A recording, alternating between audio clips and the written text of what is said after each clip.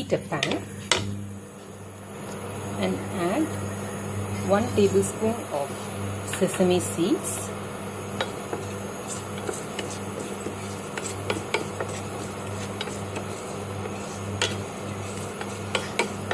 roast it well so that the nice aroma comes.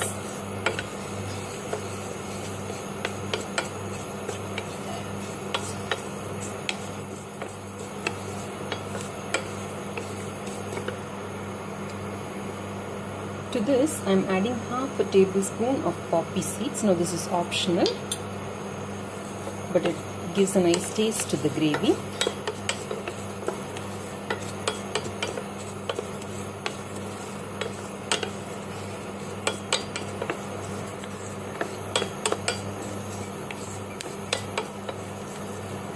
Now the sesame seeds are starting to splutter. Now I have taken roasted groundnuts. Now if you are taking not raw groundnuts, then you have to roast them first and then add sesame seeds and poppy seeds.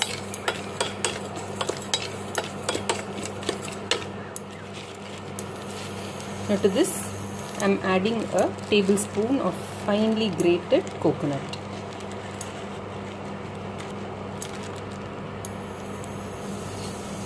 This is fresh coconut. You can even add dried coconut.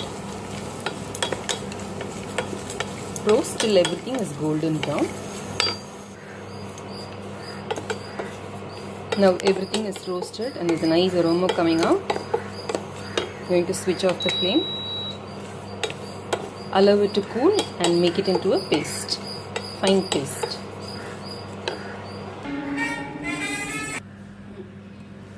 Now I've ground it into a fine paste. You can smell the nice aroma of roasted sesame seeds, groundnuts and coconut. Now I've removed the paste to a cup. Now rinse with water and then keep the water aside. I've taken a teaspoon of oil. To this I'm adding 1/4 teaspoon of mustard seeds, 1/4 teaspoon of jeera or cumin seeds.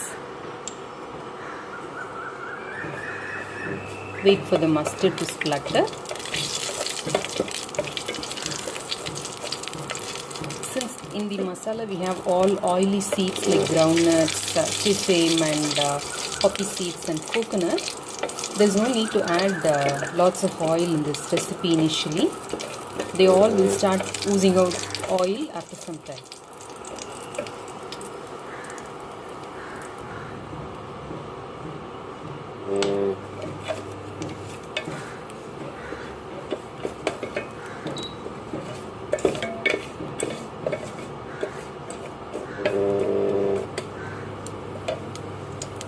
Now the mustard seeds are starting to splutter. Now I am adding a pinch of fenugreek and a pinch of pepper, maybe 5 or 6 peppercorns.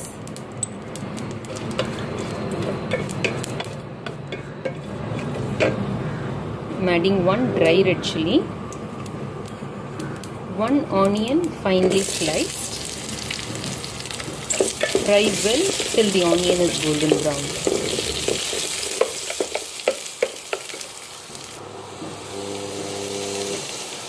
Add a little salt so that the onion gets cooked fast. I learned this recipe from Washer, but I've tweaked this recipe according to my taste and my family's taste. This is a very good accompaniment for pulao, biryani, even for rice items or idli, dosa. It tastes very good. It's a very simple dish too, but it tastes yummy. Now saute well till the onions are golden brown in color. Now the onions are well sauteed. To this, add a tablespoon of ginger garlic paste and saute well till the raw flavor of ginger garlic goes off. The raw flavor of ginger garlic is gone. It is well sauteed now. To this, I am adding the paste of sesame seeds, groundnut, poppy and coconut.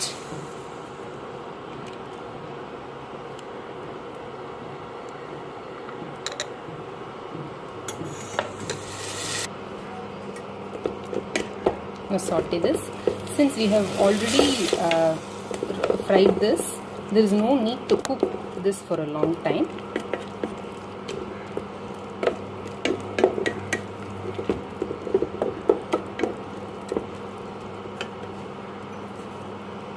I'm adding a few curry leaves, 1/4 teaspoon of turmeric powder,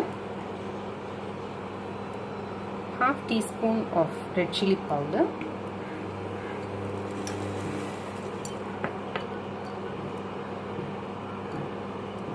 1 teaspoon of coriander powder,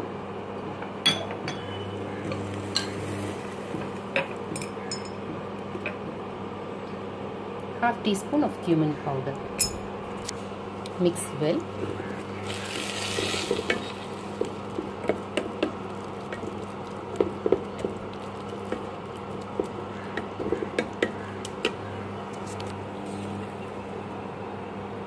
This is the rinsed water from the mixie after grinding the masala paste. I am adding that also to this.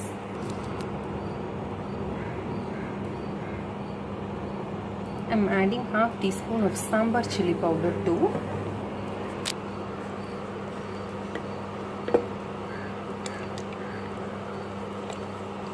Now this tends to thicken very easily. And keep stirring, otherwise it will get stuck to the bottom. There's a nice aroma of groundnuts and the sesame seeds paste. Now this is beginning to boil. Add a few mint leaves chopped, a few coriander leaves chopped. Mix well.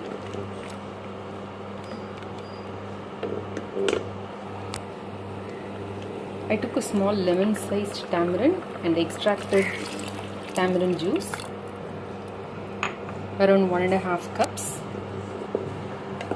You can see that the salan is nicely diluted now.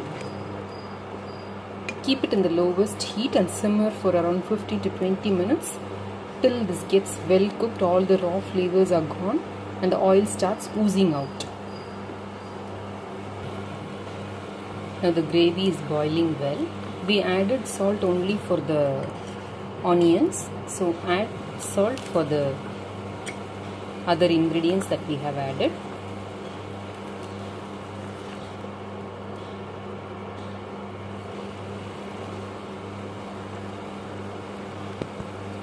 You can use baby onions or small onions and you can make baby onion salan, or you can cut brinjals by keeping the stems intact, by cutting them into 4 but keeping the stem intact. Fry them in oil and do baingan ka salan, or you can use bhaji milagai or chili peppers, the long variety. Make a slit, remove the seeds, fry them in oil and add, or you can even do it with lady's finger. You can add peas, carrot, potatoes to this. Now for sourness, I have added tamarind here. If you want, you can even add curd, well blended curd, but you should add curd at last after, because if you heat curd it tends to curdle, so you can add it at last. You can even add tomatoes and make this, or you can mix and match. You can add a little tamarind water and little yogurt, little tamarind and tomatoes, or you can mix and match. Now let this cook for another 10 more minutes till the oil starts coming out of the sides. It has started to roll boil now. Now I am going to reduce the heat to the lowermost level. Cover it partially and cook. Keep stirring in between. I have taken bhaji chilies here, slit it open and remove all the seeds. You can even do it with regular chilies that are long. I have kept the stem intact. Now I am going to fry this in oil. Now the gravy is simmering in low heat for around 15 minutes now. You can see that it has started oozing out oil on the sides.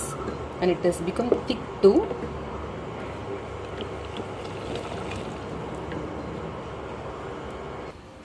I've heated 2 tablespoons of oil here, and I'm going to fry the chilies in this oil. You can even deep fry.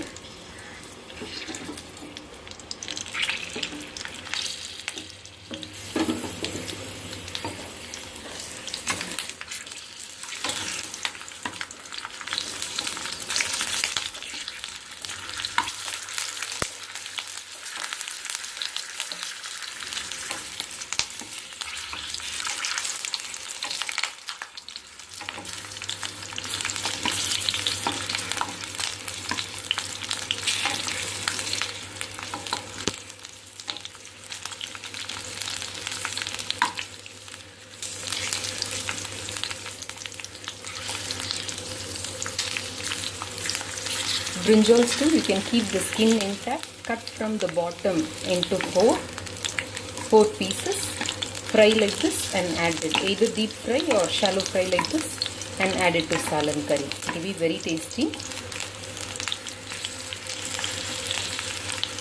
Now fry till the blisters form on all the chilies. Now the chilies are well fried.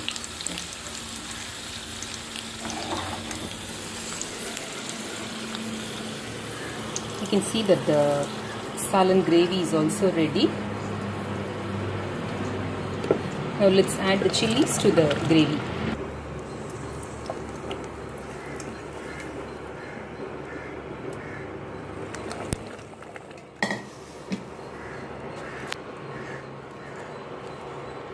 Mix gently.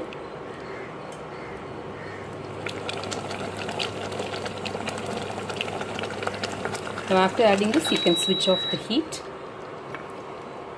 I'm adding finely chopped mint leaves, finely chopped coriander leaves. This gives a nice flavor to the salan.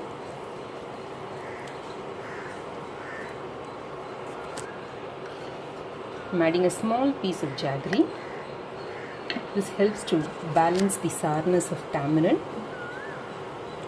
Mix well and serve along with pulao, biryani, rice varieties, or even dosa, naan, chapati varieties.